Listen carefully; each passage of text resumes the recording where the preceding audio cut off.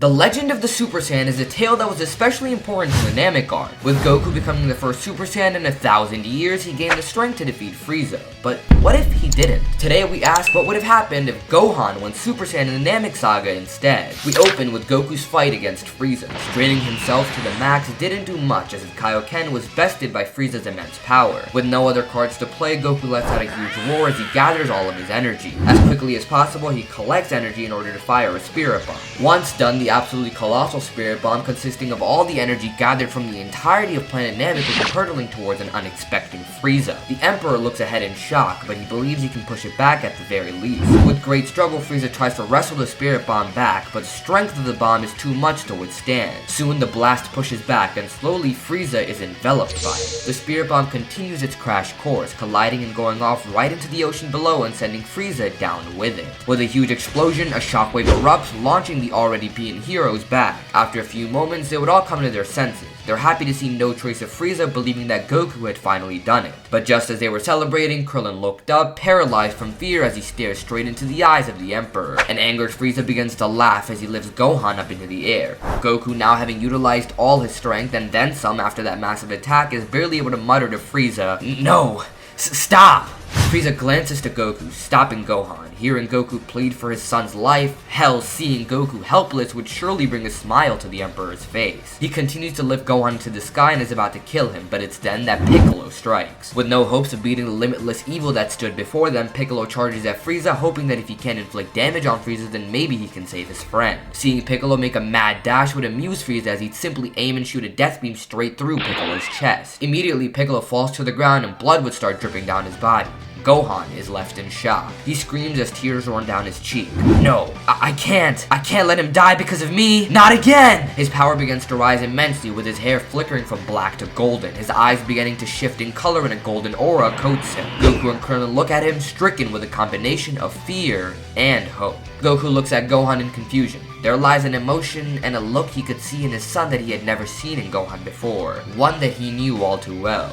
Goku sees pure hatred in his son's eyes. At first, he doesn't know what's happened, but then it clicks. It must be that Super Saiyan thing Vegeta was talking about. Without muttering a word, Gohan vanishes, reappearing in front of Frieza and punching him with such a force that it sends Frieza flying backwards, crashing through mountains. Gohan would chase after him, arriving before he could even recover and landing another gut-wrenching punch, following it up with a kick into his face, sending him face first into the dirt. He flies above Frieza and launches multiple Q-blasts, followed by a Masenko which heavily weakens him, almost killing him even. Which begs the question, even with Super Saiyan, is Gohan strong enough to beat Frieza? Well, this question can be answered with some power scaling. While Gohan's power on Namek after getting his potential unlocked was only 14,000, this boost continues to affect his power level throughout the arc, with Vegeta even noting when he initially squared off against Frieza that with the help of Gohan and Krillin's new power, he thinks that they could beat him. This confidence is shattered when Frieza transforms, but after Krillin gets stabbed, Gohan gets a rage boost which allows him to land multiple good hits on a second form Frieza, and later do the same to a third form Frieza whose power level was between 1.5 and 2 million. From this, we can conclude that an enraged Gohan would be between a power level of 1 and 2 million, and we'll just say 1.5 million to meet in the middle. But it honestly could be higher given the level of the rage boost, because this time around it's Piccolo who might be dying. The Super Saiyan boost, as we all know, is 50 times, and this means that after turning Super Saiyan, his power level would be around 75 million. Now, while this may not be enough to best of Frieza, who's at full power, keep in mind that after taking the brunt of a Spirit Bomb, Frieza is only at half power, and could be even weaker due to battle damage.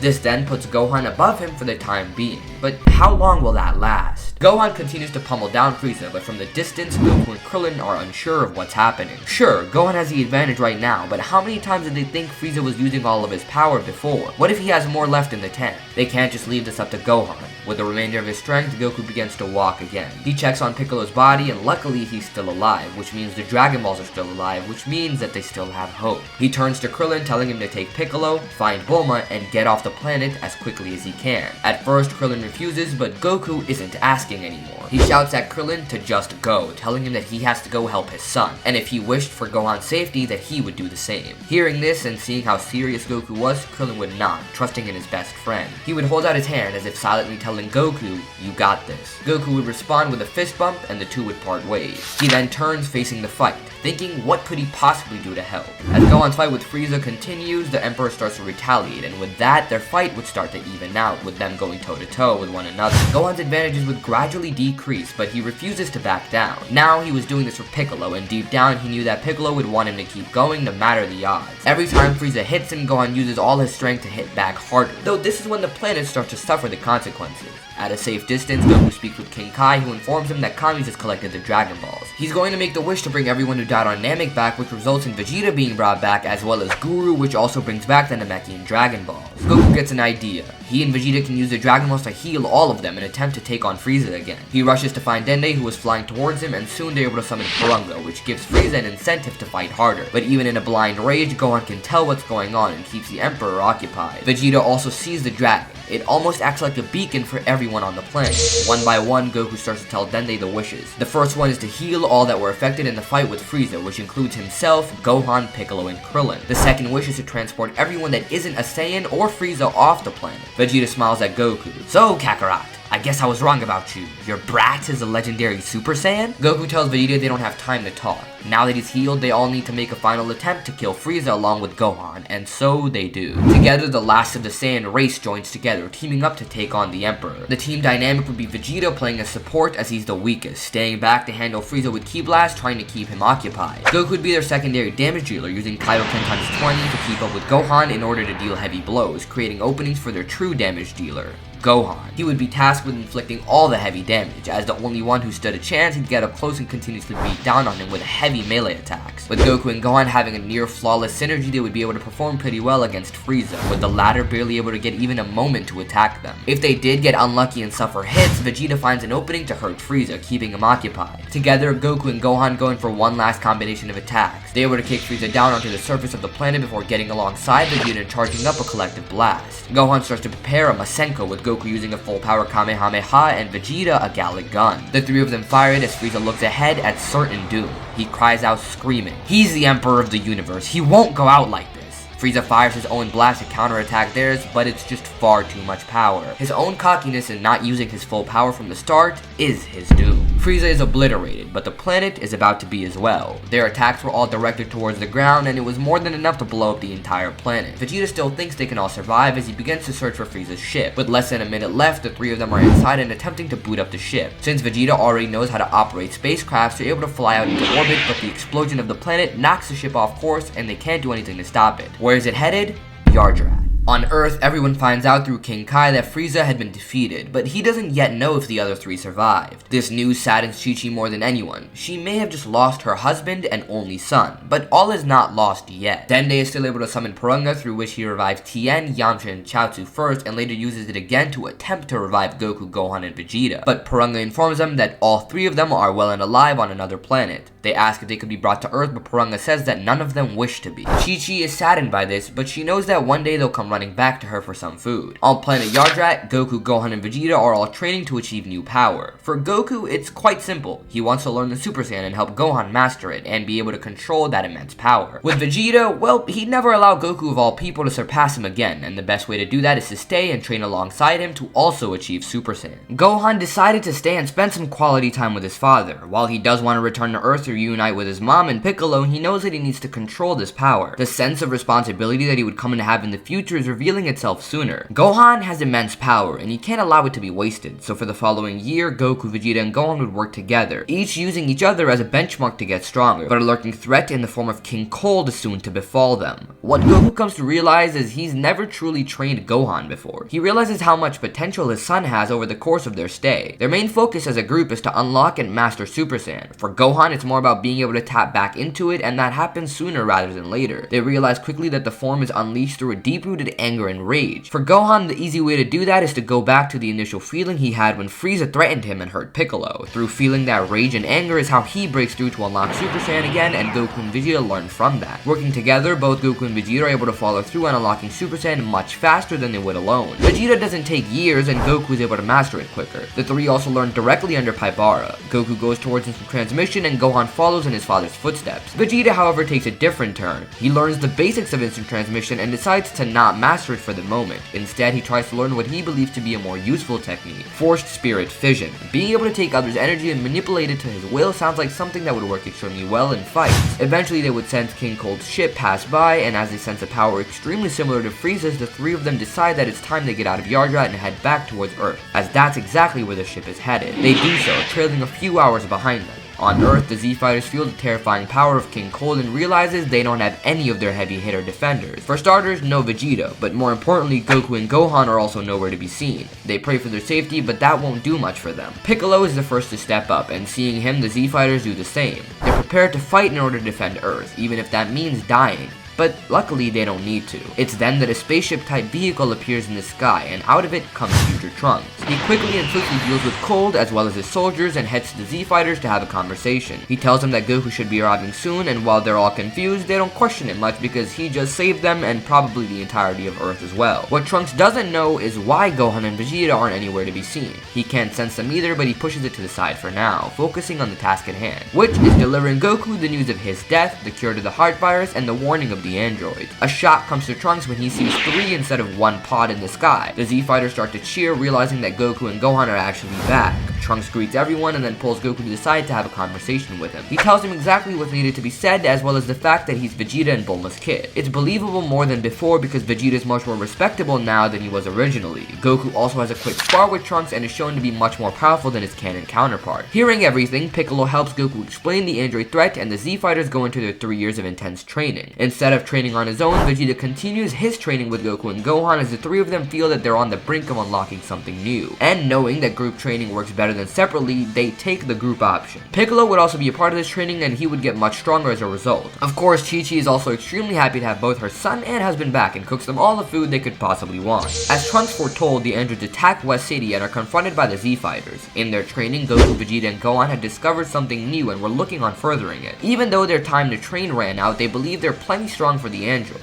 Goku takes on 19 and immediately powers up into Super Saiyan, shocking the two. His power is much higher and he quickly starts to deal with 19, though his energy starts to deplete during the fight as a result of 19's ability to steal it. Goku starts to exert more of it, but soon his heart virus strikes. Goku tries to fight through it, powering up in his new evolution, Super Saiyan Grade 2, but during his transformation, his body gives out, forcing Gohan to take him to get healed up. Vegeta has no intention of letting the androids escape though. He powers up in Grade 2 and knocks the head clean off 19. He then turns to Gero, who attempts to run. He manages to do so with the Z-Fighters right on his tail. Trunks arrives back to the past and realizes the immediate problem. These aren't the same androids. He tries to voice his opinion to Vegeta, but he isn't willing to listen. He knows that they're strong enough to take down the androids, and he's not going to stop. Surprisingly, Piccolo's with him. He's seen Vegeta's strength in action, and he believes that with himself, Trunks, Vegeta, and the humans to back them, this fight will be over before it even starts. Hesitantly, Trunks moves to the side as Vegeta blows open the door that leads to Gero's lab. The androids awaken 16, and after killing Gero, start a full-on brawl with the Z-Fighters. With 16's only objective being killing Son Goku, he doesn't engage in the fight. He instead spectates. Piccolo and Trunks fight 18 as Vegeta takes on 17. It becomes quickly apparent that Vegeta is far stronger than 17, and there is no closing this gap. Much like how he did to 19, Frieza slices 17's head off, shocking his sister. Trunks isn't much help, but Piccolo is far stronger and is able to keep up with the android. Along with her distress and being outnumbered, 18 gets crushed under the pressure and the power of Piccolo, and is killed as well. They prepare to fight 16 as well, who isn't much affected by the death of the android. They don't understand, but Trunks tells his father to do it, and Vegeta has no problem in doing so. 16 starts to fight back, and while he proves to be a far greater challenge than 17 and 18 combined, he too falls to the immense power of Vegeta. The only android left alive now is Cell, and sensing what just occurred, he decides to lay dormant for the time being. Goku eventually heals from the virus and is right back on training. He, Gohan, and Vegeta continue to evolve Super Saiyan as Trunks joins in on the training for a while in order to get strong enough to beat the androids in his time. Piccolo never fuses with Kami, but is still called up to the lookout in order to investigate the disturbance that is Cell. To stay off the Z-Fighters' radar, the bio-android absorbs humans on the low end, building up more and more bodies over time instead of all at once. While Piccolo and Kami search for him together, they're unable to locate him. This worries Kami greatly, but he thinks the Z-Fighters are strong enough to beat them if necessary. Cell seems to be lying dormant because he knows that.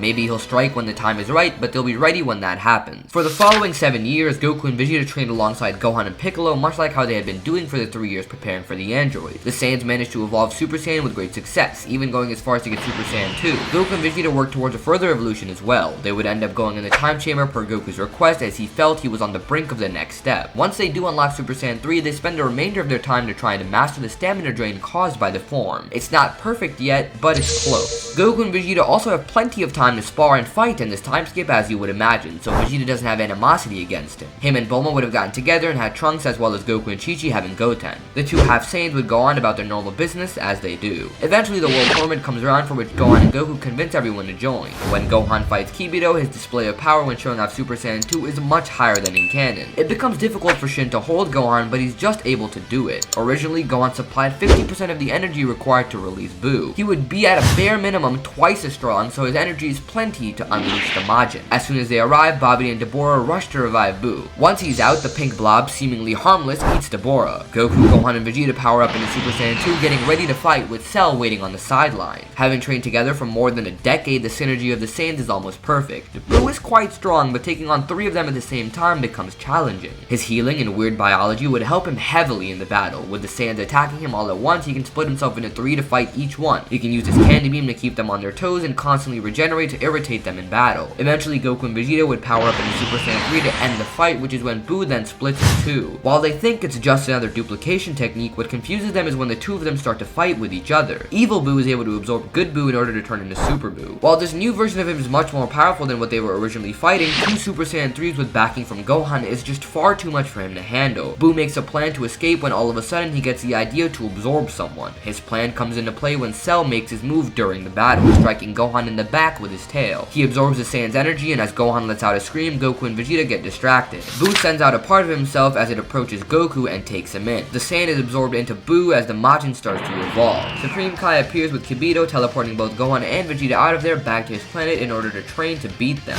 Cell is left alone with Buu, which, let's just say, it doesn't go too well for him. Piccolo tries his best to keep everyone calm and goes to the lookout. Kami proposes that the 2 of them should finally fuse. He would certainly be able to defend Earth given how much training he's been doing for the past 7 years, but Piccolo disagrees. Kami needs to stay alive in order for the Dragon Balls to live on. They need him. Even without fusion being proposed, after getting everyone they can to the lookout, Piccolo enters the room with Spirit and Time alongside Goten and Trunks. He's not aiming to fuse, but to get the strongest of them stronger, just in case a fight breaks out. After his transformation is complete, Buu becomes more intelligent than before. He isn't just a machine that fights with no emotion. Goku likely wasn't the best option for him to absorb. While he's one of the strongest on Earth, his sense of always doing the right thing is the highest out of any Z fighter. This may have an influence on the Majin, stopping him from immediately destroying Earth because of Goku's emotions. He decides to collect food instead. Also, this fusion does need a name. I gotta say, Gobu sucks, so we're gonna go with Buko. On the Supreme Kai's world, Gohan and Vegeta have started to train with the Z-Sword. It's already showing great effect, increasing their power immensely, but it's not enough, and Vegeta knows that. Buu is a ticking time bomb. How long Goku's effect lasts is pure luck. They don't have the time they need to be able to do this, but they can't go to Earth to use the Room of Spirit and Time because Buu will sense them. In his anger, Vegeta ends up breaking the Z-Sword, which shocks Supreme Kai. Gohan isn't too happy with Vegeta now either. That was their only way of getting stronger and fast. But luckily for them, there's another way. Elder Kai is released from the Z-Sword because of what Vegeta did, and now the 2 of them are able to get their potential unlocked. They decide that it'll take too long, but given that they need only 24 hours, they should go to the Room of Spirit and Time, and that would be done in under 10 minutes of real time. It's worth the risk. Piccolo can hold off Buu in the meantime. They do exactly that, and as expected, Buu immediately senses them and is on the move.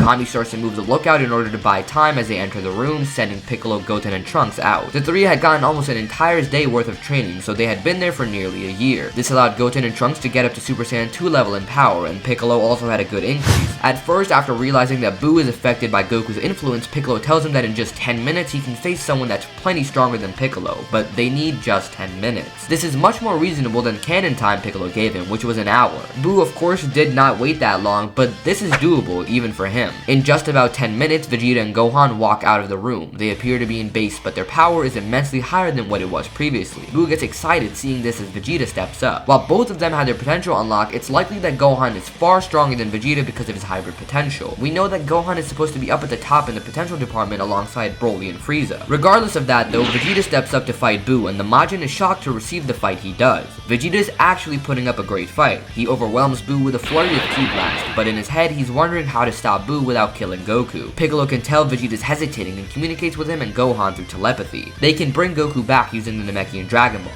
He can finish the job.